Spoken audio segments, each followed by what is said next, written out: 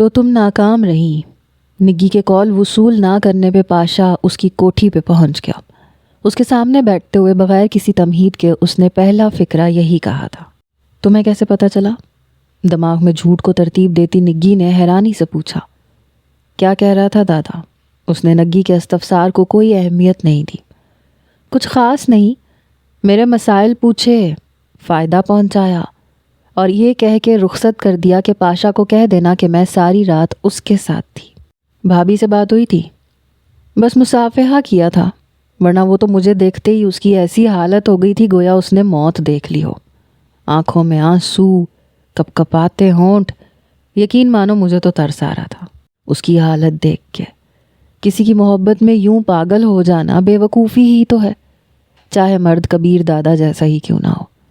اداکاری کر رہی تھی کمینی، میرا مطلب ہے بھابھی۔ پاشا نے فوراً فکرے کی تصحیح کی۔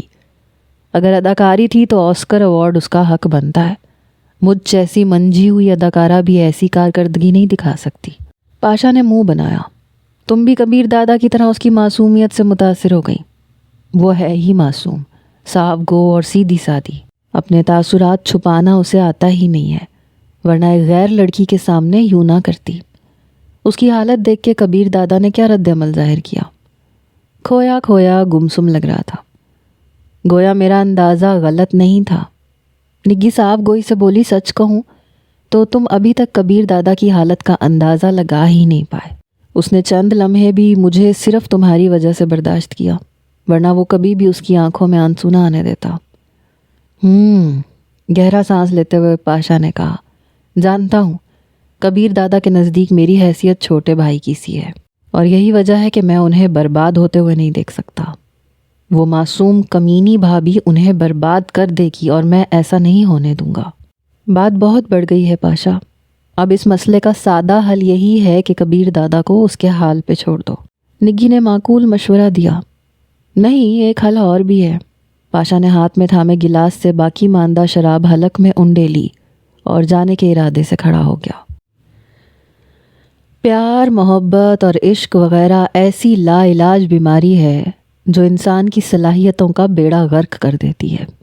اس کے سوچنے سمجھنے کی صلاحیتیں بس اسی شخصیت کے گرد گھومتی رہتی ہیں جن سے وہ پیار کرتا ہے، اور خوش ہو جاؤ کہ کبیر دادا کو یہ بیماری لگ گئی ہے۔ وہ چھوٹی سی چھوکری اس خبیث کے اعصاب پہ سوار ہو گئی ہے۔ اس معاملے میں اس کا چہیتا پاشا بھی بہت پریشان ہے۔ گزشتہ رات کبیر دادا کی پرانی منظور نظر نگی اس کی کوٹھی میں جاتی دیکھی گئی، لیکن 1 گھنٹے بعد ہی وہ واپس جا رہی تھی۔ چاہے اس کی آمد کا جو بھی مقصد ہو، مگر کبیر دادا نگی جیسی لڑکی کے ساتھ رات گزارے بغیر اسے جانے نہ دیتا۔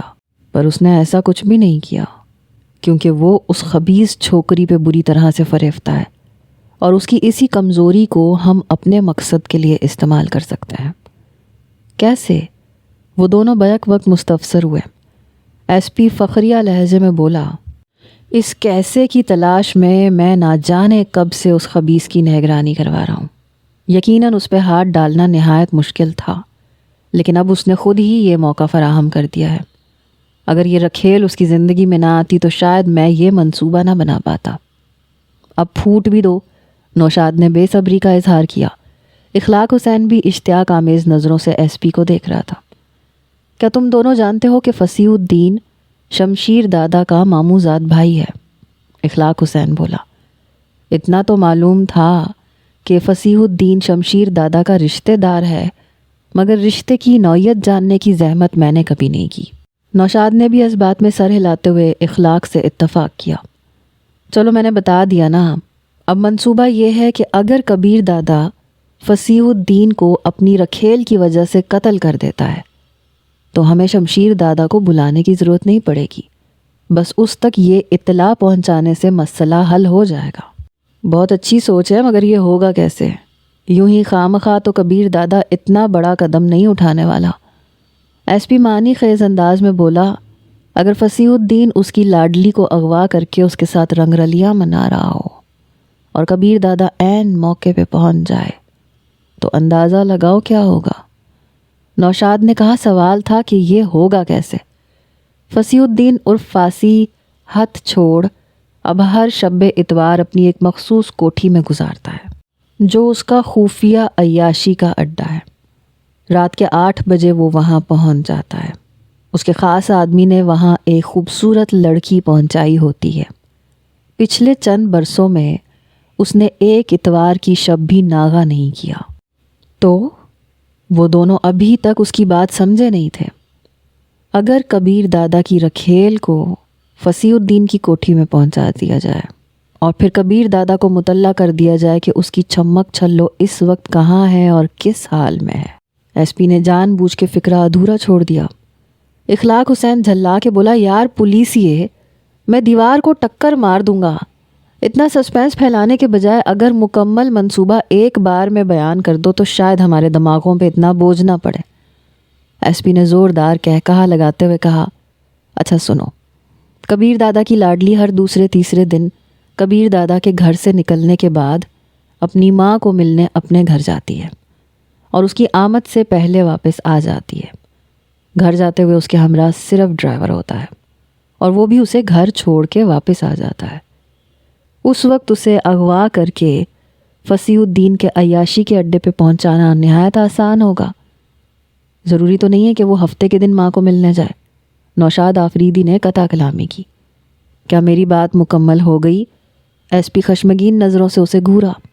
معذرت، نوشاد نے فوراً ہاتھ بلند کر کے غلطی تسلیم کی۔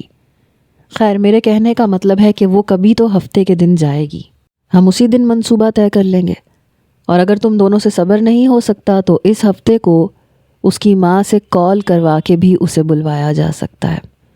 اب اس کی ماں کو کیسے مجبور کیا جائے گا، یقیناً اس بارے میں تمہیں معلوم ہوگا، ایس پی نے طنزیہ لہجے میں کہا۔ یا یہ بھی بتا دوں؟ اخلاق حسین نے کہا، سمجھ گئے، آگے چلیں۔ نوشاد نے بھی اس بات میں سر ہلا دیا۔ بس اس رکھیل کے موبائل فون سے کبیر دادا کو میسج کر دیں گے کہ وہ رات کو ذرا دیر سے لوٹے گی، تاکہ کبیر دادا وقت سے پہلے نہ بھاگتا پھرے، اور جس وقت فاسی صاحب کوٹھی میں داخل ہو جائے گا تو کبیر دادا کو کال کر کے بتا دیا جائے گا کہ اس کی لیلا اغوا ہو گئی ہے، اغوا کرنے والے کا نام اور مقصد کیا ہے اور وہ کس جگہ موجود ہے۔ باقی کا کام وہ خبیث خود کرتا رہے گا۔ ایس پی نے مکمل منصوبہ ان کے سامنے رکھ دیا۔ ایک سوال ہے، نوشاد نے اسکول کے بچوں کی طرح ہاتھ اٹھایا اور ایس پی اس کی طرف متوجہ ہو گیا۔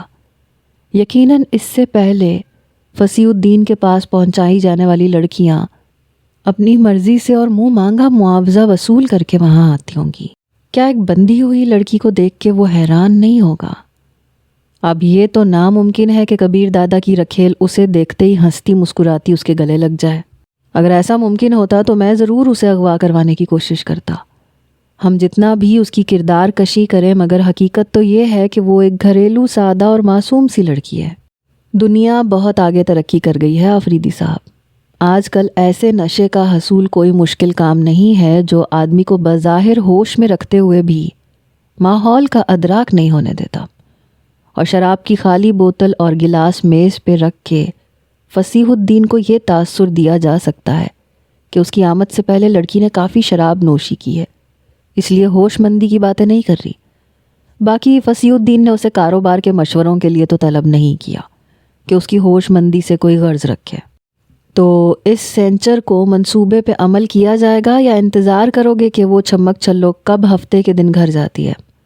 اخلاق حسین نے فیصلہ کن لہجے میں کہا، انتظار نام کی چیز ہمارے پاس نہیں ہے۔ نوشاد آفریدی نے بھی اس بات سے اتفاق کیا، جبکہ ایس پی یوں بھی کب سے کبیر دادا کی جڑ کاٹنے کے منصوبوں میں جڑا ہوا تھا۔ وہ منصوبہ ہر لحاظ سے مکمل تھا۔ ایس پی نے کوئی جزیہ بھی اگنور نہیں ہونے دیا تھا۔ وہ مل کے کارروائی کی ترتیب طے کرتے ہوئے منصوبے کو حتمی شکل دینے لگے۔ وہ بہت خوبصورت صبح تھی۔ کبیر دادا 9:30 بجے جاگا کرتا تھا، مگر تناوش نے نماز پڑھ کر ہی اس کے ساتھ اٹکھیلیاں کرنی شروع کر دیں۔ 2-3 دفعہ تو اس نے سونے دو یار کہہ کے تناوش کی پیش قدمی اور جاہریت کو روکنا چاہا، مگر پھر ہتھیار ڈال دیے۔ وہ ایک لاڈلی محبوبہ کی طرح اسے چھیڑتی رہی۔ اب کیا مسئلہ ہے؟ تنگ آ کے وہ اس کی جانب کروٹ لے کے پوچھنے لگا۔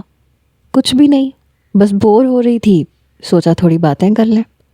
تمہیں اچھی طرح معلوم ہے میں اس وقت سوتا ہوں۔ تو آپ رات کو 10 بجے سلا دیا تھا نا، اس کے بعد میں بھی کافی دیر تک جاگتی رہی، اور ابھی بھی آپ سے کافی دیر پہلے کی جاگی ہوئی ہوں، تو آپ کی نیند ابھی تک پوری نہیں ہوئی، کیونکہ میں نے سارا دن مصروف رہنا ہوتا ہے، جبکہ تم میرے جاتے ہی سو سکتی ہو۔ تناوش نے منہ بسورا۔ ہاں، جیسے آپ کی غیر موجودگی میں مجھے نیند آ جاتی ہے نا۔ کیوں نہیں آتی؟ کبیر دادا نے بے ساختہ پوچھا۔ پتہ نہیں، وہ شرما گئی۔ جھوٹی، کبیر دادا نے اسے چھیڑا۔ کل جب میں لوٹا تو تم بے خبر سو رہی تھی۔ تناوش کا نکرے ہی کہا گونجا۔ توبہ ہے، یہ لڑکا بھی کتنی چھوٹی چھوٹی باتیں گنتا ہے۔ پھر وہی بدتمیزی، کبیر دادا نے خفگی ظاہر کی۔ بدتمیزی نہیں کرتی، جو محسوس ہوتا ہے کہہ دیتی ہوں۔ وہ اس کی ناک کی پھننگ پکڑ کے مڑوڑنے لگی۔ کسی دن اتنی مار کھاؤ گی کہ ساری شرارتیں بھول جاؤ گی۔ اچھا، کتنی؟ اس نے شوخ نظریں گھما کے شرارتی لہجے میں پوچھا۔ وقت آنے پہ پتہ چل جائے گا۔ جھوٹا، وہ ہنستے ہوئے اس کے پیٹ پہ گدگدی کرنے لگی۔ کبیر دادا بھی بے اختیار ہنس پڑا، اور پھر اسے معلوم ہی نہ ہوا اس کھٹی میٹھی نوک جھونک میں گھڑی کی سوئیاں 10 کا ہنسا عبور کر کے آگے بڑھ گئی۔ تناوش کی باتیں ختم ہونے میں ہی نہیں آ رہی تھیں، اور کبیر دادا جیسے خاموش طبع نے بھی جانے کتنی باتیں ایسے کیسے کر لی تھیں، اور ابھی بھی اس کا جی نہیں بھرا تھا۔ کسی کا ساتھ اتنا خوشکن، اتنا لذت بھرا، اتنا پر لطف بھی ہو سکتا ہے، یہ اس نے خواب میں بھی نہیں سوچا تھا۔ خود پہ جبر کر کے وہ بولا، اچھا ناشتہ لاؤ، پھر جانا بھی ہے۔ آج نہ جائے نا، تھوڑی دیر اور گپ شپ کر کے اکٹھے باہر جائیں گے، کھانا بھی باہر کھائیں گے، اور پھر مجھے شاپنگ کے لیے لے جانا۔ مجھے بہت سارا میک اپ کا سامان اور کپڑے خریدنے ہیں، تاکہ میں روزانہ سجی سوری آپ کی آمد کا انتظار کیا کروں۔ تم میک اپ کے بغیر ہی ٹھیک لگتی ہو۔ وہ تنک کے بولی، نہیں لگتی ٹھیک، اگر لگتی تو کل وہ پرکٹی کبوتری یہاں نہ آئی ہوتی۔ کبیر دادا ہنسا۔ تو تمہارا خیال ہے وہ اس لیے آئی تھی کہ تم میک اپ نہیں کرتی؟ وہ ہٹ دھرمی سے بولی، ہاں، میں آپ کو اچھی لگنا چاہتی ہوں، خوبصورت لگنا چاہتی ہوں، اتنی پیاری کہ آپ میرے علاوہ کسی کی طرف بھی نہ دیکھیں۔ ہے نا بے وقوف، پیارا لگنا سجنے سنورنے کے مرہون منت نہیں ہوتا۔ آپ نے شاپنگ پہ لے کے جانا ہے یا نہیں؟ مجھے بہت سے کام ہے، تم ڈرائیور کو ساتھ لے کے شاپنگ کرانا۔ وہ ہٹ دھرمی سے بولی، آپ کے علاوہ میں کسی کے ساتھ بھی نہیں جا سکتی۔ خیر، میں تو نہیں جا سکتا، حتمی انداز میں کہتے ہوئے وہ بستر چھوڑ کے غسل خانے کی طرف بڑھ گیا۔ ابھی تک اپنی عزت گنوانے کا حوصلہ اس میں نہیں آیا تھا۔ یوں اس کے ساتھ بازار میں پھرنے کی خبر پہ پاشا نے تو آسمان سر پہ اٹھانا ہی تھا، باقی آدمیوں کو بھی ہنسنے کا موقع ہاتھ آ جاتا۔ اتنی سوجھ بوجھ بہرحال اس میں موجود تھی، اسی لیے اس نے تناوش کی محبت کے جواب میں اعتراف محبت نہیں کیا تھا۔ پھر اس کی فرمائشیں اور زیادہ بڑھ جانی تھیں۔ ذرا سی توجہ دینے پر ہی اس کی جاہریت اور نخرے اتنے بڑھ گئے تھے، تو اعتراف محبت کے بعد تو وہ قابو میں ہی نہ آتی۔ وہ جتنی معصوم اور سادہ نظر آتی تھی اتنی تھی نہیں۔ پاشا کے بقول وہ 420 اسے انگلیوں پہ نچائے گی، اور اسے یہی محسوس ہو رہا تھا۔ کبیر دادا کی طرف سے ذرا سی ڈھیل ملنے پہ وہ اچھی خاصی سر پہ سوار ہو چکی تھی۔ یہی وجہ تو تھی کہ اس نے صبح سویرے اسے جگا دیا تھا، اور پھر یوں ہی لیٹے لیٹے دن بھر کا پروگرام بھی ترتیب دے دیا تھا۔ گویا کبیر دادا تو فارغ ہی بیٹھا تھا۔ کہتے ہیں محبت میں کئی مراحل آتے ہیں، جس میں آخری مرحلہ ہوش و حواس کھو دینے کا ہوتا ہے، اور کبیر دادا فی الحال ہوش و حواس سے بیگانہ ہونے کے مرحلے تک نہیں پہنچا تھا، کیونکہ اپنا اچھا برا ابھی تک اس کی سمجھ میں آ رہا تھا۔ وہ ناراضگی بھری نظروں سے اسے جاتا ہوا دیکھتی رہی۔ کبیر دادا کے غسل خانے میں گھستے ہی اس نے ایک گہرا سانس لیا اور بیڈ سے اٹھ کے ڈریسنگ روم میں گھس گئی۔ کبیر دادا کے پہننے کے لیے اس نے کپڑے نکالے اور باورچی خانے کی طرف بڑھ گئی۔ کبیر دادا کے تیار ہونے تک وہ ناشتہ لے کر آئی۔ اسے مسلسل خاموش پا کے کبیر دادا پوچھے بنا نہیں رہ پایا۔ لگتا ہے ایمونیشن ختم ہو گیا ہے، جو کلاشنکوف کی طرح تڑ تڑ کرتی زبان چپ ہے۔ وہ دکھی لہجے میں بولی، آپ کی شان میں تو فرق آ جائے گا نا ہمیں شاپنگ پہ لے کے جاتا ہوا۔ بالکل، کبیر دادا نے اقرار میں گردن ہلا دی۔ وہ پھر منہ پھلا کے خاموش ہو گئی۔ ناشتے سے فارغ ہو کے وہ اس کی ٹائی باندھنے لگی۔ ایسا کرتے ہوئے نہ تو وہ کبیر دادا سے آنکھیں ملا رہی تھی اور نہ ہی چہرے پہ ہنسی کی کوئی رمق موجود تھی۔ اس کا ناراضگی سے پھولا ہوا چہرہ دیکھ کے کبیر دادا مسکرانے لگا۔ اچانک اس کے دل میں شدت سے خواہش جاگی کہ اپنے سارے کام ملتوی کر کے تناوش کو شاپنگ پہ لے جائے۔ کتنی معصومیت اور چاہت سے کہہ رہی تھی کہ آپ کے لیے سجا سنورا کروں گی۔ یقیناً نگی کی بھرپور سجاوٹ اور میک اپ دیکھ کر اسے بھی اسی کی طرح سجنے کا شوق چرایا تھا۔ اگر سادگی میں اس کا یہ حال ہے تو سجنے سنورنے کے بعد تو کچھ سوچنے کے قابل ہی نہیں چھوڑے گی۔ نہ چاہتے ہوئے بھی وہ اس کی باتوں کے متعلق سوچنے لگتا تھا۔ ٹائی باندھ کے وہ حسب معمول منہ میں کچھ بڑبڑا کے اس پہ پھونکنے لگی۔ اب جاؤں؟ جلدی آنا، آہستہ لہجے میں کہہ کے وہ پیچھے ہٹ گئی۔ اس کا دکھی لہجہ سن کے کبیر دادا کو کچھ ہونے لگا۔ ایک دم سے رخ پھیرتے ہوئے وہ لمبے ڈگ بھرتا ہوا باہر کی طرف بڑھ گیا۔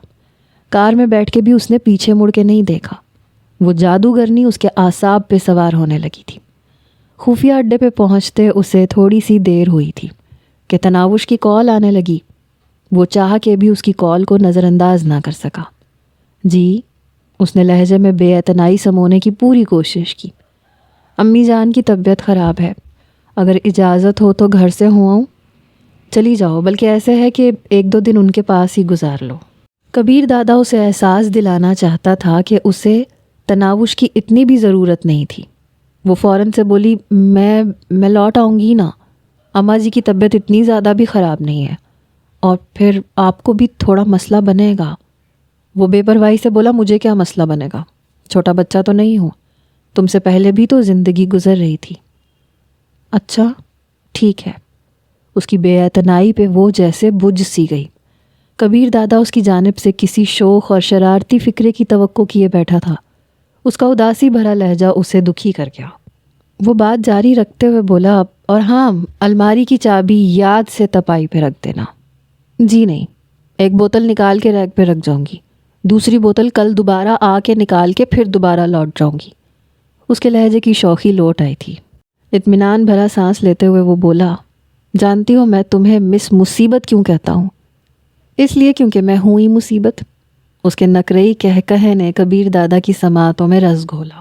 اس کے ہونٹوں پہ بھی تبسم نمودار ہوا۔ شکر ہے تمہیں اتنا تو معلوم ہے۔ وہ ناز سے بولی، جی نہیں، ایسی کوئی بات نہیں ہے، میں بہت پیاری، خوبصورت اور اچھی لڑکی ہوں، اور ایسا ہی سب سمجھتے ہیں۔ ایسا سمجھنے والوں میں کم از کم میں تو شامل نہیں ہوں۔ وہ فہمائشی لہجے میں بولی، جھوٹ بولنے سے اللہ پاک ناراض ہوتے ہیں؟ وہ استہزائیہ لہجے میں بولا، میرے باقی کام تو اللہ میاں کو بہت راضی کرنے والے ہیں نا۔ وہ صورت سے بولی، پریشان کیوں ہوتے ہیں؟ توبہ کا دروازہ تو ہر وقت کھلا رہتا ہے۔ گھر جانے کی اجازت لینے کو فون کیا تھا یا گپے ہانکنے کو؟ خود تو فارغ ہوتی ہو، کسی دوسرے کو کام کرنے دیا کرو۔ فارغ نہیں ہوتی جناب، پڑھائی کر رہی تھی، امتحان سر پہ ہے۔ جو کرنا ہے کرو، لیکن میری جان بخشی کر دو۔ نہ چاہتے ہوئے بھی وہ بات کو طول دے رہا تھا۔ تناوش کی باتوں سے نہ جانے کیوں اسے سیری نہیں ہوتی تھی۔ اس کی چند منٹ کی گفتگو نے جیسے اسے تازہ دم کر دیا تھا۔ اچھا ٹھیک ہے، اپنا کام کریں، دن کا کھانا یاد سے کھا لینا، اور رات کو جلدی سو جانا۔ ایک بوتل باہر رکھ جاؤں گی، اسی پہ اکتفا کرنا۔ یہ نہ ہو کل کی طرح 2-3 بوتلیں اور منگوا لی ہوں۔ میں راحت خالہ سے پوچھوں گی، اگر ایسا کیا نا تو جتنی بوتلیں منگوائیں گے اتنے دن بغیر پیے گزارا کرنا پڑے گا۔ تم نے کچھ زیادہ ہی پرزے نکالنے نہیں شروع کر دی ہے؟ جی نہیں، مجھے بس آپ کی صحت کا خیال ہوتا ہے۔ میں خود رکھ سکتا ہوں اپنا خیال، تمہیں بڑی اماں بننے کی ضرورت نہیں ہے۔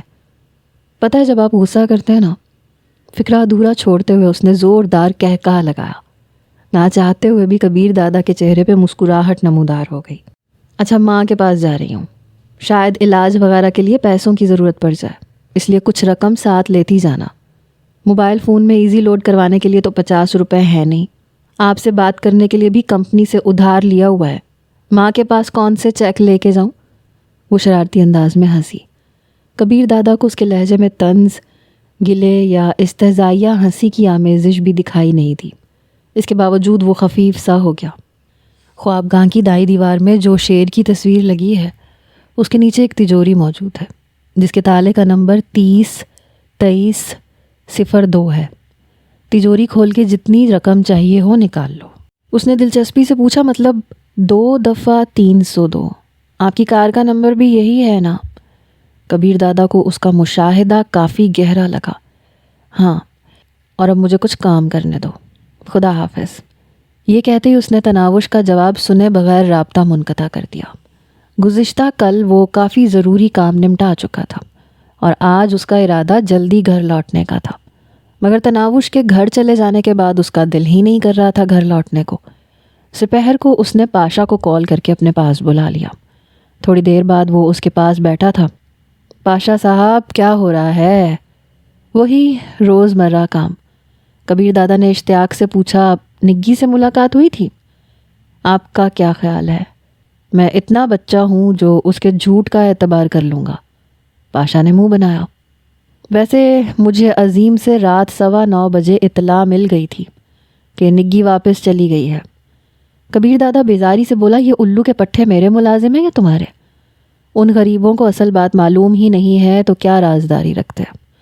کبیر دادا نے کرسی کی پشت سے ٹیک لگاتے کرسی کو عقبی دیوار کے ساتھ گھمایا اور عقب میں موجود کھڑکی پہ دونوں پاؤں رکھتے ہوئے اقرار کیا، پاشا، تناوش کے بارے میں تمہارا اندازہ ٹھیک ہے۔ پاشا کے چہرے پہ حیرانی ابھری۔ کیا کہہ رہے ہیں دادا؟ سچ کہہ رہا ہوں یار، وہ لڑکی بری طرح میرے اعصاب پہ سوار ہو چکی ہے۔ اب اس کے بغیر میرا وقت نہیں گزرتا۔ گھر سے نکلتے ہی واپسی کے پل شمار کرنا شروع ہو جاتا ہوں۔ پاس ہوتی ہے تو اس کی آواز کے علاوہ کچھ سنائی نہیں دیتا۔ دور جاتی ہے تو اس کی صورت نظروں میں گھومتی رہتی ہے۔ ہنستی ہے تو میرا دل کھل اٹھتا ہے۔ اداس ہو تو بے چین ہو جاتا ہوں۔ اپنے ہاتھوں سے کھانا کھلاتی ہے، میرے جوتے جرابیں وہی اتارتی ہے، ٹائی وہی باندھتی ہے، کیا پہنوں گا یہ وہ طے کرتی ہے۔ گھر سے نکلتے وقت پتہ نہیں کون کون سی دعائیں پڑھ کے مجھ پہ پھونکتی رہتی ہے۔ دروازے تک الوداع کرنے آتی ہے اور واپسی پہ دروازے پہ ہی ملتی ہے۔ اور تم جانتے ہو، میں رات کو 2-3 بوتلیں شراب کی پی جاتا تھا، اب 1 بوتل سے زیادہ نہیں پینے دیتی، کبھی کبھی 1 بوتل بھی پوری نہیں پینے دیتی۔ اور میں اس کی ہر بات مانتا چلا جاتا ہوں۔ کبھی بیزاری یا غصے کا اظہار بھی کروں تو میرے غصے کو بالکل خاطر میں نہیں لاتی۔ میری سمجھ میں نہیں آ رہا کیا کروں۔ وہ پاشا کی طرف مڑا۔ پاشا، میں بر وقت اندازہ نہیں کر پایا یار، میرے گمان میں بھی نہیں تھا کہ وہ چھچھوندر کی طرح گلے میں اٹک جائے گی۔ آپ مجھے ڈرا رہے ہیں یا مذاق اڑا رہے ہیں؟ پاشا کے گلے سے پھنسی پھنسی سی آواز برآمد ہوئی۔ مذاق تو میری زندگی بننے والی ہے یار، اگر اس کا کوئی مناسب حل نہ سوچا گیا تو میں تو گیا کام سے۔ مشکل کیا ہے دادا، کچھ دے دلا کے طلاق دو اور نکال باہر کرو ڈائن کو اپنی زندگی سے۔ اتنا آسان ہوتا تو میں تمہارے سامنے بے بسی کا اظہار کرتا۔ معلوم ہے، کل رات نگی کی آمد پہ میں نے اسے کہا کہ وہ دوسرے کمرے میں چلی جائے، میں نگی کے ساتھ رات گزاروں گا۔ یقین مانو وہ بغیر کوئی تکرار کیے دروازے کی جانب چل پڑی اور دروازے پہ رک کے اس نے آنکھوں میں آنسو بھر کے میری جانب دیکھا اور باہر نکل گئی۔ اس کے بعد میرے حواسوں نے کام کرنا چھوڑ دیا، تمام شوق، تمام دلچسپیاں مجھے بھول گئے۔ بس یاد تھا تو اتنا کہ اس کی آنکھوں میں آنسو ہیں۔ میں نے فوراً نگی کو چلتا کیا اور اسے واپس بلا کے گویا یہ اعتراف کر لیا کہ میں اس کے بغیر نہیں رہ سکتا، اور یہ بات وہ اچھی طرح جان چکی ہے۔ میرے اظہار محبت نہ کرنے کے باوجود اسے معلوم ہو گیا ہے کہ وہ میری کمزوری ہے۔ میں آپ کو پہلے سے متنبہ کر چکا تھا دادا۔ پاشا شاکی ہوا۔ نہیں، کبیر دادا نے نفی میں سر ہلایا۔ سچ تو یہ ہے کہ وہ مجھے پہلی نظر میں اسیر کر چکی تھی، بس مجھے ہی یہ سمجھنے میں تھوڑی دیر ہو گئی۔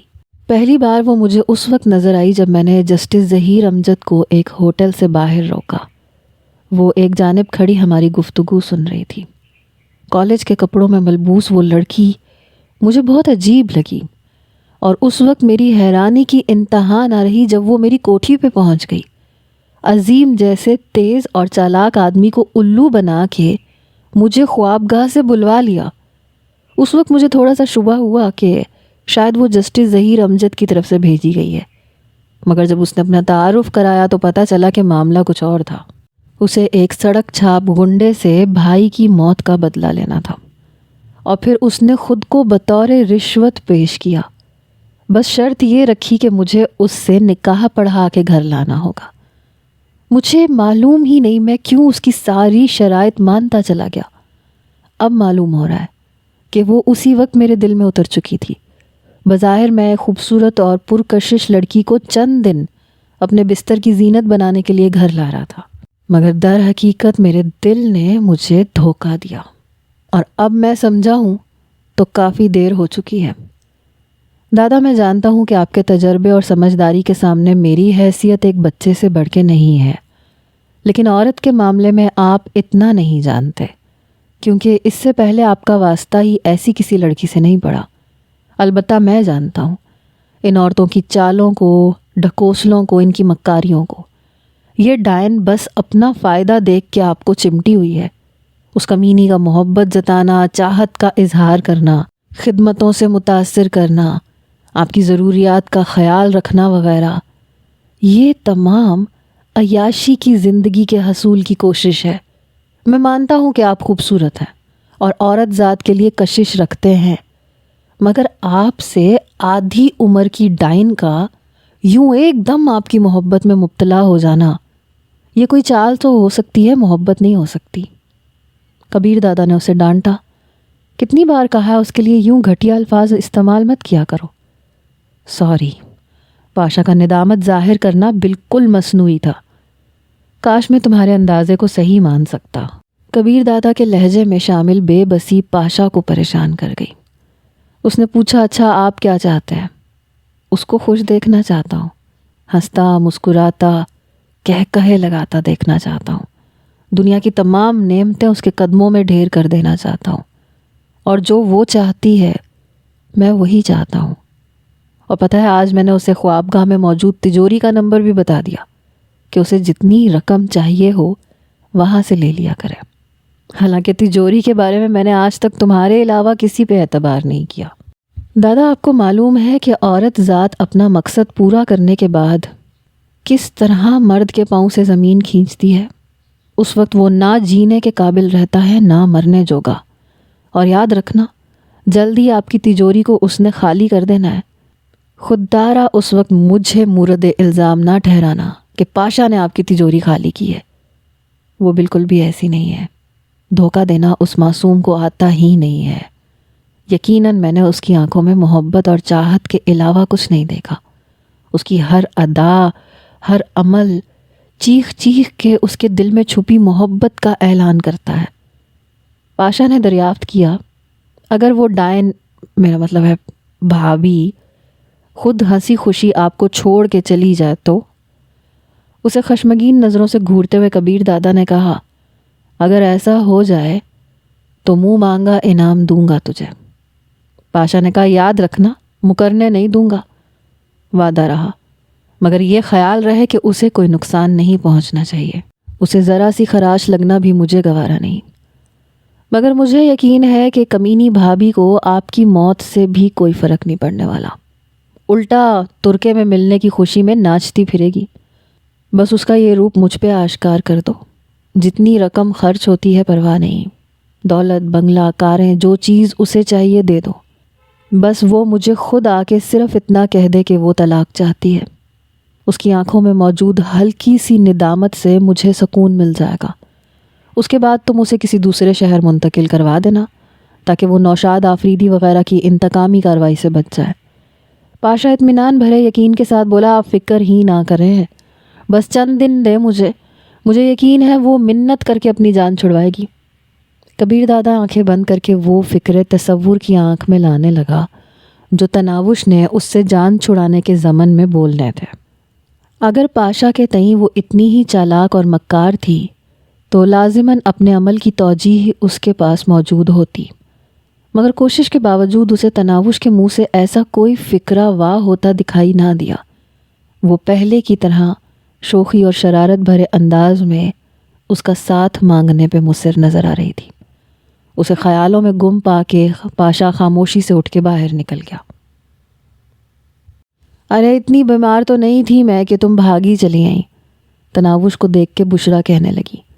وہ بیچارہ بھی سوچتا ہوگا اس لڑکی کو میکے کے علاوہ کوئی کام ہی نہیں سوچتا.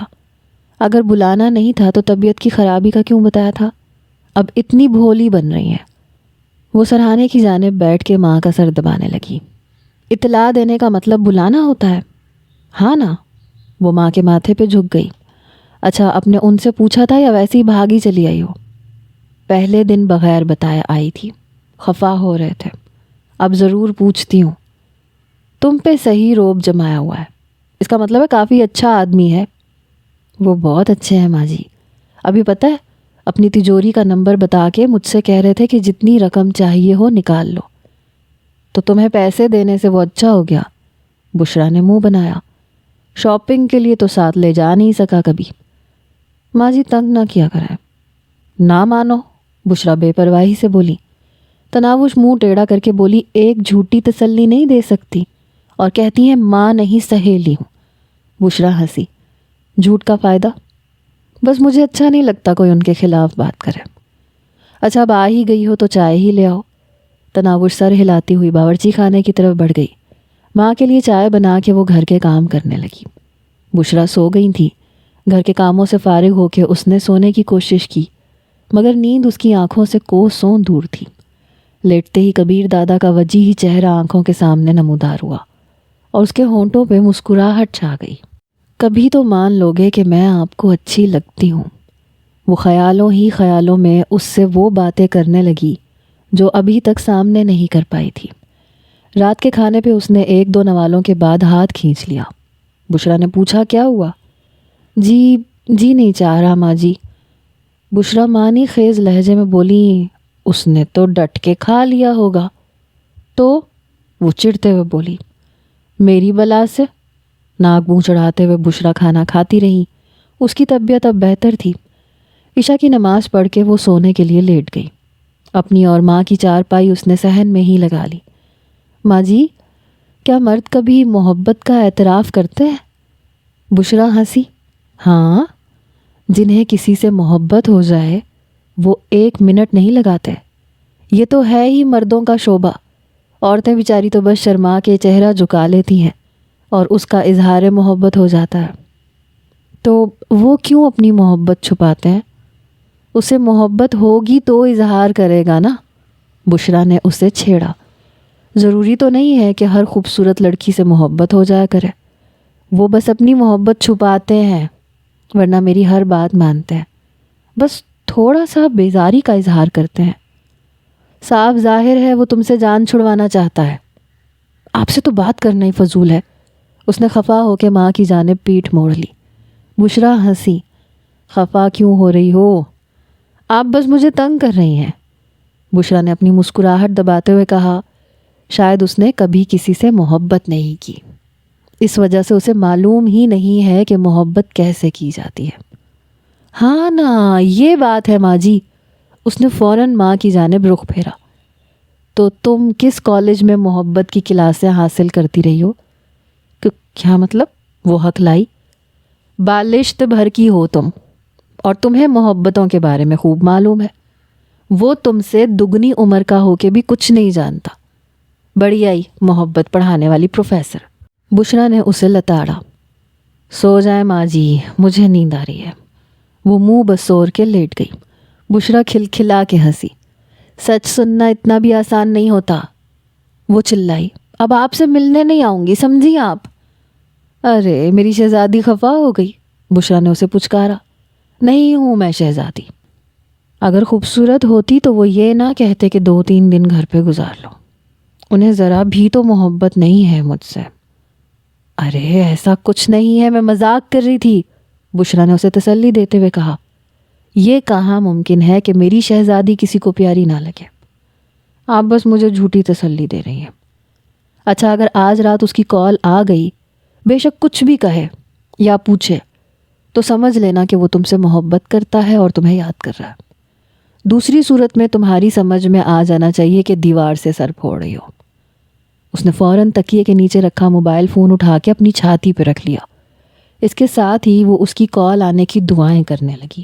گویا کبیر دادا کی کال نہ ہو، محبت کرنے نہ کرنے کا فیصلہ ہو. بشرا کو نیند آنے لگی تھی، وہ سو گئی، مگر تناوش کال کے انتظار میں جاگتی رہی۔ ایک دو بار خود اس کا جی چاہا کہ کبیر دادا کو کال کر لے، مگر پھر اس کے دل کا حال جاننے کی تمنا میں وہ کال نہ کر سکی۔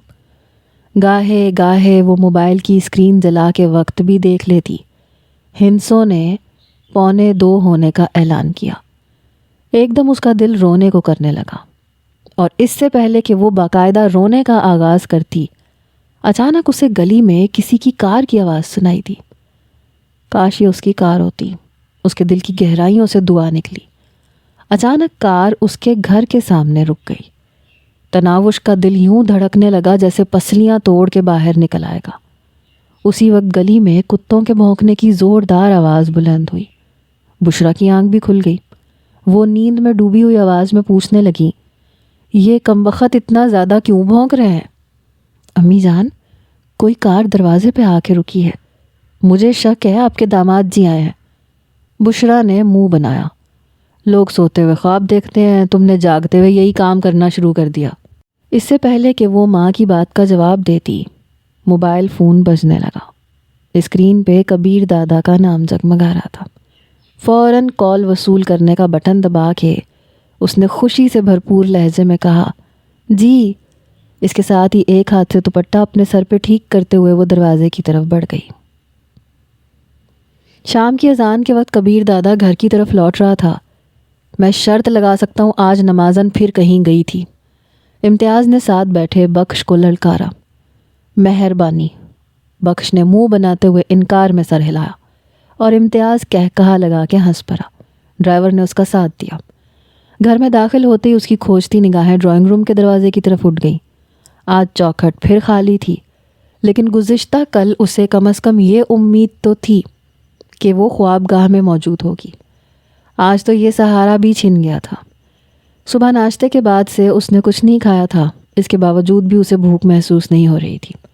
پرتعیش سجی سجائی خوابگاہ اسے کاٹ کھانے کو دوڑ رہی تھی۔ صوفے پہ بیٹھ کے اس نے ٹائی کی گرہ ڈھیلی کی۔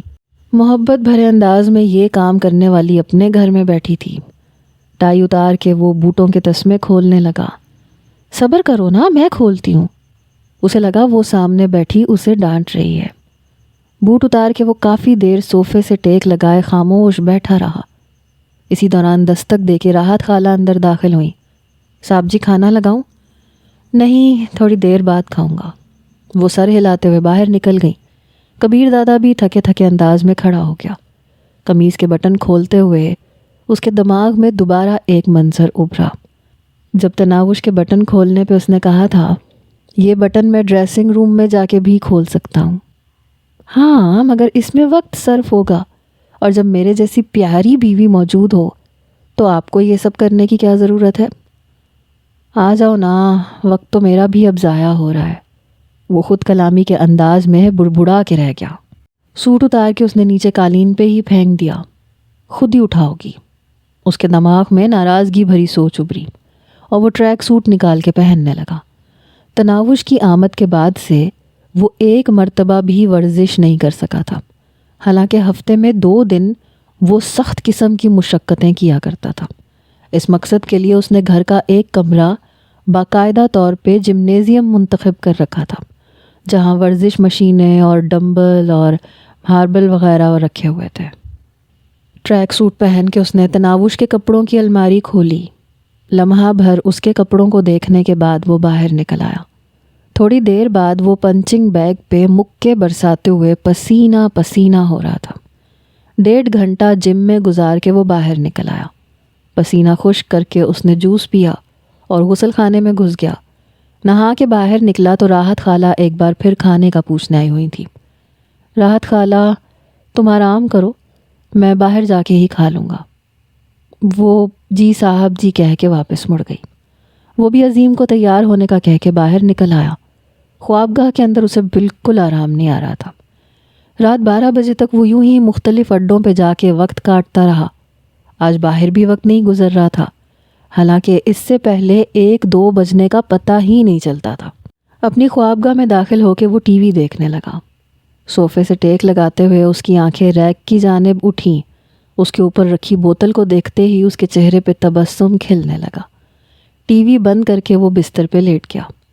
تیز روشنی بجھا کے اس نے دھیما بلب جلایا اور سونے کی کوشش کرنے لگا۔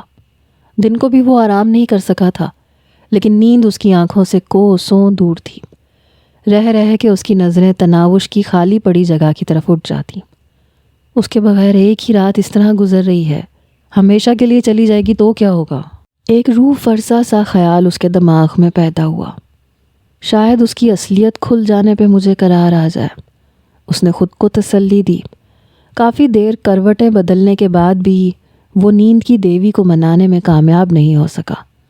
تناوش کی معصوم ادائیں، ناز نخرے، پیش قدمی اور جاہریت اسے بری طرح یاد آ رہی تھی۔ سر کے بال ملائم انگلیوں کے لمس کو ترس رہے تھے۔ میں اس کا عادی نہیں ہوں، اس نے پہلی بار یہی کہہ کے اس کے ہاتھ کو دور دھکیلا تھا، اور کتنے بھولے پن سے اس نے کہا تھا، تو عادت ڈال لینا۔ اور اسے معلوم ہی نہیں ہوا کہ وہ کب عادی ہو گیا۔ جب کافی کوششوں کے بعد بھی اسے نیند نہ آئی تو اچانک اسے خیال آیا کہ کسی اور لڑکی کو بلا کے اسے بھلانے کی کوشش کرے، مگر دل نے تو واویلا مچا دیا۔ تناوش کے بغیر اسے کوئی قبول نہیں تھی۔ جیسے نگی جیسی لڑکی اس کے جذبات ابھارنے میں ناکام رہی تو کوئی اور کیا کارنامہ انجام دیتی۔ پھر اس سے رہا نہیں گیا۔ بستر چھوڑ کے اس نے انٹرکام کا ریسیور اٹھایا اور چوکیدار کو بتانے لگا کہ الہی بخش کو کار لگانے کا کہے۔ وہ پوچھنے لگا، محافظوں کو بھی اٹھا دوں دادا؟ نہیں، الہی بخش کو کہو کار لگا کے وہ بھی واپس لوٹ جائے، میں اکیلا ہی جاؤں گا۔ اس کی ٹھیک ہے دادا سن کے کبیر دادا نے ریسیور رکھ دیا۔ شب خوابی کا لباس اتار کے اس نے شلوار سوٹ پہنا اور باہر نکل آیا۔ الہی بخش کار کے ساتھ ہی کھڑا تھا۔ اسے دیکھ کے اس نے ڈرائیونگ سیٹ کا دروازہ کھولا اور کبیر دادا کے اندر بیٹھتے ہی ادب سے دروازہ بند کر کے پیچھے ہٹ گیا۔ کار اسٹارٹ ہوتے ہی چوکیدار نے سرعت سے دروازہ کھول دیا۔ وہ گھر سے باہر نکل آیا۔ تھوڑی دیر بعد وہ تناوش کی گلی میں موجود تھا۔ کوئی غیر مرئی طاقت جیسے اسے وہاں لے آئی تھی۔ گھر کے سامنے کار روک کے وہ باہر نکلا۔ گلی میں گھومنے والے ایک دو آوارہ کتے اس کے بالکل قریب آ کے بھونکنے لگے۔ اس نے بے پرواہ ہو کے موبائل فون نکالا اور تناوش کا نمبر ڈائل کرنے لگا۔ وہ ششدر رہ گیا جب پہلی گھنٹی جاتے ہی کال وصول کر لی گئی۔ جی، اس کی سریلی آواز نے کبیر دادا کے کانوں میں رس انڈیلا۔ وہ ہاں، میری بوتل ختم ہو گئی ہے، چابی کہاں رکھی ہے؟ میں نے دوسری بوتل نکالنی ہے۔ گڑبڑاتے ہوئے اس نے بہانہ گھڑا۔ آپ اس وقت کہاں ہیں؟ اس نے مدھر ہنسی سے پوچھا۔ میں نے کہاں ہونا ہے، بستر پہ لیٹا ہوا ہوں۔ اس نے فوراً جھوٹ کا سہارا لیا۔ اگر چابی ساتھ لے گئی ہو تو کسی کو تمہاری طرف بھیج کے منگوا لیتا ہوں۔ اچھا، آپ بستر پہ ہیں؟ اس کی معنی خیز ہنسی ابھری۔ ویسے گھر میں کتے کب سے پال لیے؟ اسپیکر سے کتوں کے بھونکنے کی آواز آ رہی ہے، اور یہ آواز مجھے کافی جانی پہچانی لگ رہی ہے، یوں جیسے یہ میری گلی کے کتے ہوں، بلکہ وہ کمبخت ابھی بھی بھونک رہے ہیں۔ مجھے کیا پتا، کبیر دادا منمن آیا۔ پھر کس کو پتا ہوگا؟ وہ ایک دم دروازہ کھول کے باہر نکلی۔ 16-17 کے چاند کی روشنی میں اس کا موہنا چہرہ دمک رہا تھا۔ موبائل فون کان سے ہٹاتے ہوئے وہ سبک روی سے اس کے قریب پہنچی۔ تو یہ ہے آپ کی خواب کا؟ میں بس چابی لینے آیا تھا۔ کبیر دادا نے ایک بار پھر جھوٹ بول کے اپنی بے ساختگی اور بے چینی پہ پردہ ڈالنے کی کوشش۔ سچ میں؟ وہ شوخی سے ہنسی۔ ہاں، کبیر دادا خفیف سا ہو گیا۔ کسی انجانی ڈور سے بندھا ہوا وہ وہاں پہنچ تو گیا تھا، لیکن اب اسے اقرار کرتے ہوئے خفت محسوس ہو رہی تھی۔ بشرا خاتون دروازے پہ نمودار ہوئیں۔ ماں جی، آپ دروازہ کنڈی کر دیں، میں گھر جا رہی ہوں۔ ماں کو دیکھتے ہی اس نے حیا آلود لہجے میں کہا۔ بیٹا خیریت تو تھی؟ بشرا نے معنی خیز انداز میں مسکراتے ہوئے کبیر دادا سے پوچھا۔ خالہ، یہ الماری کی چابی ساتھ لے کے آ گئی تھی، تو میں ابھی گھر لوٹا تو سوچا چابی لے آؤں۔ ہاں تو چابی لے جائے نا، وہ دونوں کو تنگ کرنے کی خواہش میں تھی۔ امی جان، تناوش نے روحان سا ہوتے ہوئے کہا، اور بشرا نے ہنستے ہوئے دروازہ بند کر دیا۔ کبیر دادا نے اطمینان بھرا گہرا سانس لیا۔ چلیں بیٹھیں اس سے پہلے کہ وہ لوٹ آئیں، تناوش نے شرارتی لہجے میں کہا، اور کبیر دادا فوراً ڈرائیونگ سیٹ پہ بیٹھ گیا۔ کھانا کھا لیا تھا؟ اس کے کار موڑتے ہی وہ کھسک کے قریب ہوئی اور اس کے کندھے پہ سر ٹیک دیا۔ اس کی خوشبو سے کار کی اندرونی فضا مہک اٹھی۔ کبیر دادا کھوئے کھوئے لہجے میں بولا، ہاں کھا لیا تھا۔ ایک لمحہ خاموش رہ کے وہ تیقن سے بولی، میں جانتی ہوں آپ نے نہیں کھایا۔ اس نے بے ساختہ پوچھا، تم کیسے کہہ سکتی ہو؟ کیونکہ مجھ سے بھی نہیں کھایا گیا۔ وہ اپنی وارفتگی اور چاہت پہلے بھی نہیں چھپاتی تھی اور ابھی بھی بے باکی سے اظہار کر رہی تھی۔ مشکل تو کبیر دادا کو پیش آ رہی تھی، جس کا رواں رواں اس کا متلاشی ہونے کے باوجود وہ اظہار نہیں کر پا رہا تھا۔ جی نہیں، ایسی کوئی بات نہیں ہے، تم گھر جا کے راحت خالہ سے پوچھ لینا۔ اچھا ٹھیک ہے، لیکن مجھے ابھی کھانا کھانا ہے اور وہ بھی کسی ہوٹل میں۔ اس وقت اس نے کلائی پہ بندھی گھڑی پہ نگاہ دوڑائی۔ سوئیاں 2 کا ہندسہ عبور کر گئی تھیں۔ وہ ہٹ دھرمی سے بولی، ہاں ابھی اور اسی وقت کسی ہوٹل میں کھانا کھا کے مجھے ساحل سمندر پہ جانا ہے۔ میں چاند کی روشنی میں آپ کے ساتھ گھوموں گی۔ پاگل ہو گئی ہو؟ لے جانا ہے یا نہیں؟ اس نے لاڈ بھری ناراضگی سے پوچھا۔ کبیر دادا نے افسوس بھرے انداز میں سر ہلاتے ہوئے کار ساحل کی جانب موڑ دی۔ وہیں کسی ہوٹل میں وہ اسے کھانا بھی کھلا سکتا تھا۔ رات کے اس وقت بھی سڑکوں پہ اچھی خاصی ٹریفک رواں تھی۔ تھوڑی دیر بعد وہ ایک بڑے ہوٹل کی پارکنگ میں کار روک رہا تھا۔ ہوٹل کے ایک ہال میں اس وقت بھی کافی گاہک نظر آ رہے تھے۔ کونے کی میز کا انتخاب کر کے اس نے نشست سنبھالتے ہوئے مینیو کارڈ اٹھا لیا۔ کیا کھاؤ گی؟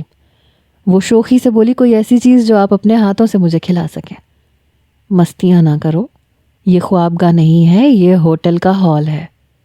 تناوش نے منہ بسورا، وہاں کون سا آپ مجھے گلے سے لگا کے رکھتے ہیں؟ کبیر دادا کے ہونٹوں پہ بے ساختہ مسکراہٹ نمودار ہوئی، ناشکری کہیں کی، اور وہ کہا لگا کے ہنس پڑی۔ اچھا بتاؤ نا، کیا کھاؤ گی؟ کچھ بھی منگوا لو، مگر اس کے بعد آئس کریم ضرور کھاؤں گی۔ اور کبیر دادا سر ہلا کے اپنی مرضی کا کھانا منگوانے لگا۔ تناوش کے ساتھ چند لمحے بتاتے ہی اسے بھی سخت قسم کی بھوک کا احساس ہو رہا تھا۔ بیرے کے کھانا لانے تک وہ اس سے دن کی کارگزاری سننے لگی۔ سویا رہا سارا دن، کوئی کام ہی نہیں تھا۔ کندھے اچکاتے ہوئے اس نے ایک اور جھوٹ بولا، اب مجھے جلائیں تو نہیں نا؟ تناوش نے منہ بسورا اور کبیر دادا کھل کے ہنس پڑا۔ اس میں جلنے کی کون سی بات ہے بھلا؟ بس میں آپ سے نہیں بولتی۔ مصنوعی انداز میں منہ پھلاتے ہوئے وہ ہاتھوں کے پیالے میں اپنا منموہنا چہرہ رکھ کے کبیر دادا کو گھورنے لگی۔ کبیر دادا کی حالت غیر ہونے لگی۔ اس کا جی چاہا سب سے بے نیاز ہو کے اسے باہوں میں بھر لے۔ وہ اتنی ہی معصوم، بھولی بھالی اور پیاری لگ رہی تھی۔ اسی وقت بیرا کھانے کی ٹرے اٹھائے نمودار ہوا۔ اتنا زیادہ کھانا میں کیسے کھاؤں گی؟ بیرے کو میز پہ برتن سجاتے دیکھ کے وہ حیرت زدہ رہ گئی۔ چلو میں بھی تمہارا ساتھ دے دوں گا، کبیر دادا نے اسے تسلی دی۔ پھر اسے خوب ڈٹ کے کھاتا دیکھ کے وہ معنی خیز لہجے میں بڑبڑائی، جھوٹا۔ یہ جھوٹا کسے کہا؟ کبیر دادا نے اسے گھورا۔ وہ کھلائی جھوٹے کو؟ کتنا منع کرتا ہوں بدتمیزی نہ کیا کرو۔ وہ شرارت سے بولی، یہ بدتمیزی نہیں ہے کبیر جی، اظہار حقیقت ہے۔ بدتمیز! اس مرتبہ کبیر دادا نے آئس کریم کا آدھا پیالہ کھایا اپنے سامنے سے ہٹا دیا۔ آئس کریم کھانا چھوڑا تو قسم سے اتنی زور زور سے رونا شروع کر دوں گی کہ پورا ہوٹل جمع ہو جائے گا۔ وہ فوراً دھمکی پہ اتر آئی۔ اس نے دوبارہ پیالہ قریب کرتے ہوئے کہا، پھر بکواس کیوں کرتی ہو؟ کروں گی بکواس؟ کہوں گی کبیر کبیر کبیر کبیر۔ آپ مجھے روک کے دکھائیں۔ ایک تھپڑ سے ساری شوخی ہوا ہو جائے گی۔ ابھی تو اکیلے میں کہہ رہی ہوں، تھپڑ مارا تو سب کے سامنے بھی یہی کہوں گی۔ کیا؟ وہ بے ساختہ بولی، کبیر۔ اور کبیر دادا ہنس پڑا۔ اسے ہنستے دیکھ کے وہ ایک دم شرما گئی۔ آپ میرا مذاق اڑا رہے ہیں نا؟ اچھا، مذاق اڑانے والا بھی میں ہو گیا۔ اچھا اب سارا کپ خود ہی تو خالی نہ کرے نا۔ اس کے سامنے سے پڑا کپ اٹھا کے تناوش نے اپنے کپ میں بچی ہوئی تھوڑی سی آئس کریم اس کے سامنے رکھ دی۔ اور منگوا لوں؟ اسے یوں شوق سے آئس کریم کھاتا دیکھ کے کبیر دادا نے بے ساختہ پوچھا۔ نہیں، اب چلتے ہیں۔ اپنا کپ خالی کرتے ہوئے وہ اٹھ کھڑی ہوئی۔ کبیر دادا نے بیرے کو اشارہ کر کے بل منگوایا۔ بل کے مندرجات پہ ایک نظر ڈال کے اس نے جیب سے ایک بڑا نوٹ نکالا۔ باقی تم رکھ لینا، کہہ کے وہ تناوش کو ساتھ لیے چل پڑا۔ شکریہ سر، بیرے کی ممنونیت بھری آواز پر اس نے سر ہلانے پہ اکتفا کیا۔ جب گرل فرینڈ ساتھ ہوتی ہے تو لڑکے بڑی بڑی بخشش کیوں دیتے ہیں؟ اس کی شوخ بات پہ ایک بار پھر کبیر دادا کے ہونٹوں پہ مسکراہٹ بکھر گئی۔ تو تم میری گرل فرینڈ ہو؟ لڑکی بھی ہوں، دوست بھی ہوں، محبوبہ بھی ہوں اور بیوی بھی ہوں۔ اتنے رشتوں کے ہوتے ہوئے بھی مجھے نظر انداز کرتے رہتے ہیں آپ۔ اس نے منہ بسورا۔ یہ محبوبہ اور دوست کب سے بن گئی؟ وہ کار کے نزدیک پہنچ گئے تھے جب کبیر نے یہ پوچھا۔ تو کیا نہیں ہوں؟ کبیر دادا کا ہاتھ پکڑ کے اس نے اپنی جانب متوجہ کیا۔ کار پارکنگ میں جلتی روشنی اس کے روشن چہرے کو جگمگا رہی تھی۔ کالی سیاہ آنکھیں کبیر دادا پہ جادو کرنے لگی تھیں۔ وہ بے خود ہونے لگا تھا۔ 2-3 لمحے یوں ہی اس کی آنکھوں میں دیکھنے کے بعد کبیر دادا کے منہ سے پھنسے پھنسے الفاظ برآمد ہوئے۔ ہو نا؟ ایک خوبصورت مسکان اس کے لبوں پہ ظاہر ہوئی اور وہ مدھر لہجے میں بولی، کبیر۔ کبیر دادا مکمل ہپنوٹائز ہو چکا تھا۔ بے ساختہ بولا، جی۔ نہ جانے اس کی آنکھوں میں کتنی چاہت امڑ آئی تھی۔ تناوش نے فوراً شرما کے آنکھیں جھکا لیں۔ چلیں؟ ایک دم جھرجھری لیتے ہوئے کبیر دادا نے خود کو اس منظر کے سحر سے نکالا اور کار کا دروازہ تناوش کے لیے کھول دیا۔ بیٹھو۔ وہ ناز بھرے انداز میں بیٹھ گئی۔ دروازہ بند کر کے کبیر دادا گھوم کے ڈرائیونگ سیٹ پہ آیا اور کار آگے کی جانب بڑھا دی۔ ساحل پہ جائیں گے؟ اس نے فوراً یاد دہانی کروائی۔ کبیر دادا نے ہنکارا بھرا۔ کار میں خاموشی چھا گئی تھی۔ کبیر دادا اپنی بے خود ہوتی حالت پہ خفت سی محسوس کر رہا تھا۔ خاموشی کو تناوش کی آواز نے ہی توڑا۔ وہ پوچھ رہی تھی، میرا کبیر کہنا آپ کو برا لگتا ہے؟ اگر میرا جواب اس بات میں ہو تو؟ کبیر دادا نے اس کی طرف متوجہ ہوتے ہوئے خود پہ مصنوعی سنجیدگی طاری کی۔ پھر میں جانو، شہزادہ، سرتاج وغیرہ کہہ کے پکار لیا کروں گی۔ اس نے بھی اپنا لہجہ سنجیدہ ہی رکھا، مگر الفاظ سے ٹپکتی شرارت نے کبیر دادا کو ہنسا دیا تھا۔ تم لا علاج ہو۔ کار کی فضا تناوش کے کہے سے گونج اٹھی۔ بتایا نہیں؟ اس نے منہ بنایا۔ کبیر ہی ٹھیک ہے۔ اس کے ساتھ ہی اس کی آنکھوں میں ایک منظر ابھرا کہ تناوش اسے اے جانو، میرے شہزادے کہہ کے مخاطب کر رہی ہے، اور یہ سنتے ہوئے پاشا اپنی کن پٹی پہ پستول رکھ کے خودکشی کر رہا ہے۔ وہ ہٹ دھرمی سے بولی، میرا جو دل چاہے گا وہ کہوں گی، بدلے میں آپ بھی مجھے کچھ بھی کہہ سکتے ہیں۔ میں مس مصیبت اور دماغ چوس کے علاوہ بھلا کیا کہہ سکتا ہوں؟ اور تناوش اس کی اس بے بسی پہ کھلکھلا دی۔ ساحل پہ اتنے ہوٹل کھلے ہیں، یہاں بھی کھانا کھایا جا سکتا تھا۔ سڑک کنارے ہوٹلز دیکھتے ہی وہ پوچھنے لگی، مقصد کھانا کھانا تھا، وہ پورا ہو گیا ہے۔ وہ کار کو آگے لے گیا۔ ایک جگہ پہ اس نے کار سڑک سے کچے پہ اتاری اور ایک مناسب جگہ پہ پارک کر دی۔ ننگے پاؤں چلیں گے؟ پاؤں سے چپل اتار کے وہ باہر نکل آئی۔ سر پہ لیا دوپٹہ اس نے مفلر کی طرح گلے میں لپیٹا اور اس کے گھنے سیاہ لمبے بال کالی گھٹا کی طرح اس کی کمر پہ بکھر گئے۔ چاند کی روشنی میں اس کا حسن مزید نکھر آیا تھا۔ کبیر دادا بھی جوتے اتار کے باہر نکل آیا۔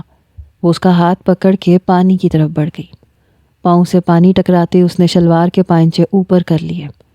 وہ کافی دور آ گئے تھے، وہاں دوسرے لوگ دکھائی نہیں دے رہے تھے، اور اسی وجہ سے اس نے سر اور پنڈلیوں وغیرہ سے کپڑا ہٹانے میں کوئی قباحت نہیں سمجھی۔ آپ پہلے کبھی یہاں آئے ہیں؟ وہ کبیر دادا کی طرف متوجہ ہوئی۔ تمہیں اتنا فارغ دکھائی دیتا ہوں۔ آج فارغ تھے؟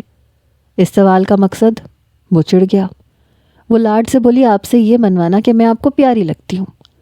وہ اس کی طرف مڑا، اگلے ہی لمحے اس کی کمر میں ہاتھ ڈال کے اسے اپنی جانب کھینچا۔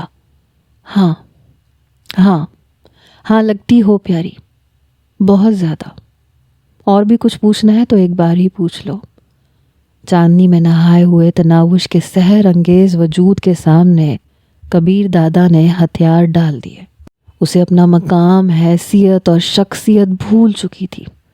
بس یاد رہا تو دل کا واویلا جو تناوش کا نام جپ رہا تھا۔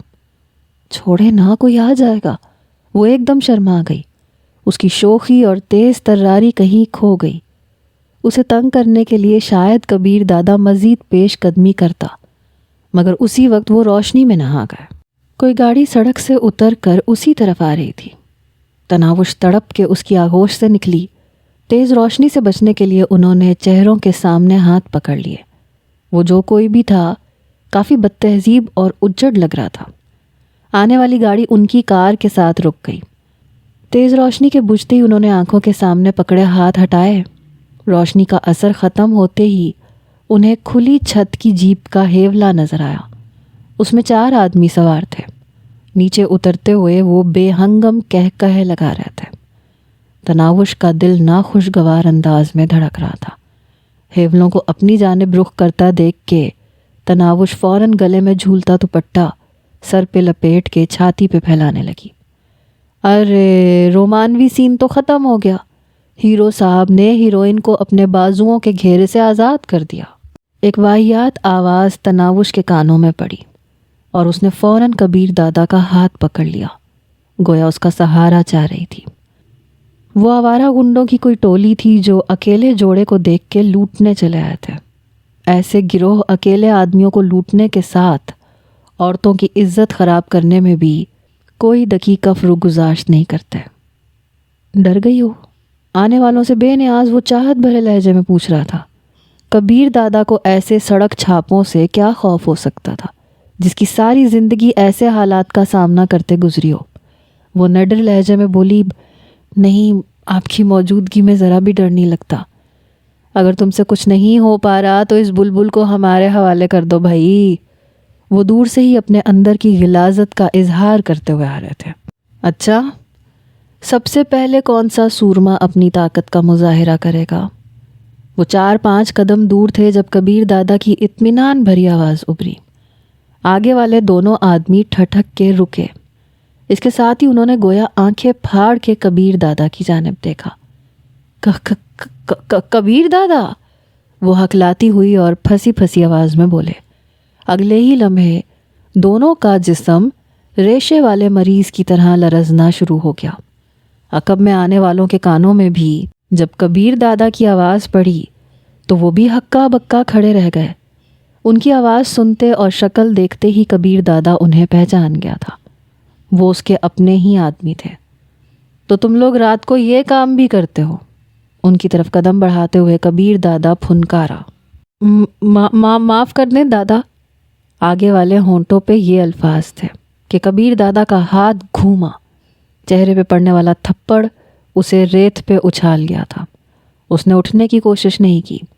اگلے منٹ میں باقی تینوں بھی بھرپور تھپڑ کھا کے اس کے ساتھ لیٹے نظر آ رہے تھے۔ دادا معاف کر دیں دادا، آئندہ ایسا نہیں کریں گے دادا۔ ہر ایک کی زبان پہ مختلف الفاظ رقصاں تھے۔ نوید، اڈا انچارج کو کال کر کے یہیں بلا لو۔ اس کی آمد تک کان پکڑ کے مرغا بنے رہو۔ میں ذرا آگے تک جا رہا ہوں، واپسی پہ اسے یہاں موجود ہونا چاہیے، اور اسے کال بھی مرغا بنے بنے کرو گے۔ کبیر دادا کی بات ختم ہوتے ہی انہوں نے صورت سے مرغا بنتے ہوئے کان پکڑے۔ تناوش کھلکھلا کے ہنس پڑی۔ نوید نامی آدمی اسی ہوئیت میں کان پکڑے اپنے اڈے کے انچارج کو کال کرنے لگا۔ کبیر دادا تناوش کو لے کے ان سے دور ہٹنے لگا۔ یہ لوگ آپ سے اتنا ڈرتے کیوں ہیں؟ حالانکہ اتنے پیارے اور نرم دل ہیں آپ۔ وہ اس کا ہاتھ تھامتے ہوئے بھولے پن سے پوچھنے لگی۔ وہ مسکرایا تو وہ ہنستے ہوئے بھاگ پڑی۔ وہ بھی اس کے بچپنے میں دلچسپی لیتے ہوئے اس کے پیچھے بھاگ پڑا۔ تناوش کی رفتار کافی تیز تھی، مگر وہ جتنی بھی تیز ہوتی کبیر دادا کا مقابلہ تو نہیں کر سکتی تھی۔ اس نے جلد ہی تناوش کو جا لیا، مگر اس سے پہلے کہ وہ اسے پکڑتا، تناوش ہائے کہتے ہوئے ریت پہ لیٹ گئی۔ کیا ہوا؟ کبیر دادا پریشان سا ہو کے اس کے ساتھ بیٹھ گیا۔ پاؤں میں موچ آ گئی، اف بہت درد ہو رہا ہے۔ ٹخنے پہ زور دیتے ہوئے وہ کرائی۔ دکھاؤ مجھے، کس نے کہا تھا بھاگو؟ اس نے پریشانی بھرے لہجے میں اسے ڈانٹا۔ اب غصہ تو نہ کرے نا، ہائی درد ہو رہا ہے۔ وہ روحان سی ہونے لگی۔ اس کی روتی آواز سن کے کبیر دادا کے دل کو کچھ ہونے لگا۔ اس نے اطمینان سے اسے بازوؤں میں بھر کے اوپر اٹھا لیا۔ ایک دم خوش ہوتے ہوئے اس نے کبیر دادا کے گلے میں باہیں ڈال کے سر اس کی چھاتی پہ رکھ دیا۔ کبیر دادا کو وہ پھول کی طرح ہلکی لگی۔ کبیر دادا واپس چل پڑا۔ تھوڑی دیر بعد وہ ان آدمیوں کے قریب پہنچ چکے تھے۔ اس نے تناوش کو نیچے اتار دیا۔ چاروں آدمی مرغا ہی بنے ہوئے تھے۔ ایک پانچواں آدمی ان کے ساتھ کھڑا دکھائی دے رہا تھا۔ یقیناً وہ اڈا انچارج تھا۔ اس نے وہاں پہنچنے میں ذرا بھی دیر نہیں لگائی تھی۔ صنوبر یہ تمام صبح سورج ابھرنے تک یوں ہی کان پکڑے رہیں گے اور تم بھی یہیں کھڑے رہو گے اور ان کی نگرانی کرو گے۔ اگر کسی نے بھی کان چھوڑے یا تم نے بیٹھنے کی کوشش کی تو ورثہ کو کفن دفن کی ہدایت کرنا نہ بھولنا۔ جی دادا، اس نے ندامت سے سر جھکا لیا۔ خیر تمہاری باقاعدہ کلاس تو میں کل لوں گا۔ کبیر دادا کا گھمبیر لہجہ مخالف کا پتہ پانی کرنے کے لیے کافی تھا۔ غنڈہ گردی اور بدماشی کے بھی کچھ اصول ہوا کرتے ہیں، ان کے بارے میں اڈے پہ آ کے روشنی ڈالوں گا۔ غلطی ہو گئی دادا، معاف کر دیں۔ کان پکڑے نوید کی کراہتی ہوئی آواز بلند ہوئی۔ باقی بھی پکارنے لگے، معاف کر دے دادا، ایک موقع دے دیں دادا۔ زندہ چھوڑ کے موقع ہی دے رہا ہوں، آج انہیں معاف کر دیں۔ خاموش کھڑی تناوش نے ایک دم کبیر دادا کا ہاتھ تھام کے التجا کی۔ تم بیچ میں دخل نہ دو۔ کبیر دادا نے اس کی طرف سخت نظروں سے گھورا۔ میں کہہ رہی ہوں نا، انہیں ایک اور موقع دے دیں۔ وہ مصر رہی۔ اٹھو اور دفع ہو جاؤ۔ اس مرتبہ کبیر دادا تناوش کا حکم ٹال نہیں سکا۔ وہ چاروں کھڑے ہو کے اپنی جیپ کی طرف بھاگے۔ تم بھی، کبیر دادا نے صنوبر کو کہا اور وہ بھی ان کے پیچھے بھاگ پڑا۔ ان کے غائب ہوتے ہی اس نے تناوش سے پوچھا، اب چلیں یا صبح کی اذان یہیں سننی ہے؟ چلیں۔ کبیر دادا کو محبت پاش نظروں سے گھورتی ہوئی وہ کار کی طرف بڑھ گئی۔